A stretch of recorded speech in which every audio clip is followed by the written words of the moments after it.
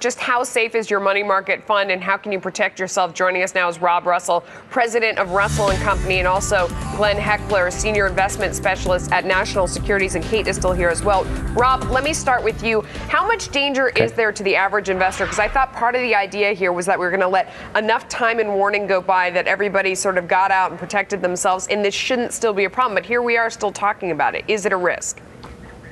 It's certainly a risk. Now, I don't think that Greece is going to default by any stretch on their bond, but the risk really is if you look at the largest money market funds in the United States, they still have an exposure about 40 to 50% in some fashion to Greek debt. Now, they'll hold French issues and so on and so forth, but if you follow the trail back, it's a contagion problem.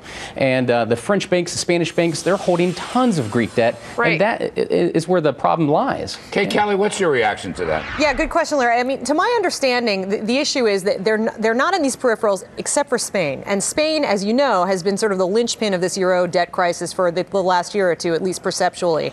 I mean, they've got a ton of real estate debt, a ton of overdevelopment, and they seem to be relatively safe for now. But, you know, if those banks start to struggle, Santander, BBVA, and the contagion spreads to them, that's the first major name that these money market funds might be exposed to that they're going to be really worried about. Portugal, Ireland, Greece, they've kind of written off. Glenn, I mean, isn't one of the problems that they can say, we don't own Greek debt, we're not exposed to this directly, but they're exposed to someone who's exposed to someone who's exposed? I mean, it's a domino effect, isn't it?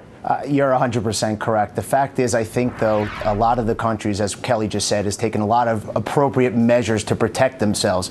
You know, you look at what's going on right now with Greece. Should Germany and the other stronger nations step up to the plate and help with the next rescue plan? The fact is, whether they want to or not, they've kind of been put in a position that they kind of have to help the situation. Why don't they just get out? It's important to understand. What are the money funds thinking? Is the yield so great over what they get in New York banks? Wait, what are they thinking? If you've got one could spill over to the other and so forth. I don't get it. Well, you know, they're stretching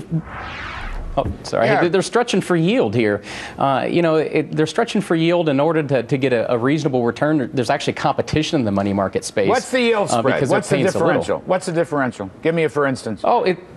Well, it's extensive. If you compare it to treasuries, I mean, you compare a money market fund that is either FDIC insured or pure U.S. treasuries, you're talking about, 30 basis points or more. I mean, it could be significant in the grand scheme of things when you're in that space where interest rates are very, very low. You know, here's one provocative point. I talked to a money market fund manager this morning who said, you know what, actually, if you think about the U.S. banks, they do fail historically. Right. He actually thinks the French banks really are too big to fail and that the culture of that country is that won't happen. So ironically, they think some of these European names are better credit quality. If a money fund is invested in a French bank, is it still totally guaranteed up to whatever level?